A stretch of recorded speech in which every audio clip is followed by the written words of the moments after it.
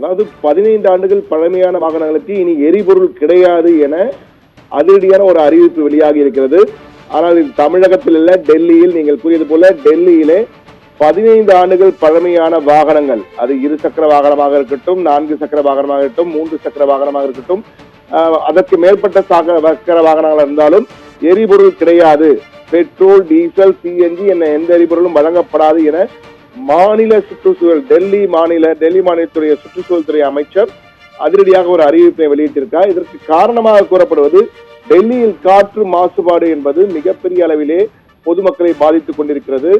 அது குளிர்காலத்தில் அதிக பாதிப்பு ஏற்படுத்தி பொதுமக்கள் பல்வேறு இன்னல்களுக்கு, நோய்களுக்கு ஆளாகின்ற சூழல் எல்லாம் தொடர்ந்து காணப்படுகிறது. இதை நிறுத்துவதற்காக தொடர்ந்து பல்வேறு நடவடிக்கைகள் எடுக்கப்பட்டு வருகின்றன. வெளியே செல்லும் போது முகக்கவசங்களை அணிய வேண்டிய கட்டாயத்திற்கு மக்கள் தள்ளப்பட்டிருக்கிறார்கள். குளிர்காலத்தில் புகை மூட்டம் மற்றும் அடர்பணி ஆகியவையும் மக்களை பெரும் கஷ்டத்திலே ஆழ்த்துகிறது என்பதையும் நாம் தொடர்ந்து பார்த்து வருகிறோம். இந்த விவகாரம் பல முறை தேர்தல்களும் எதிரொலித்திருக்கிறது. ஆம் ஆத்மி, பாஜக போன்றவை எல்லாம் பிரச்சாரத்திலே இது தொடர்பாக காரசார விவாதத்தில் ஈடுபட்டதெல்லாம் நாம் பார்த்தோம்.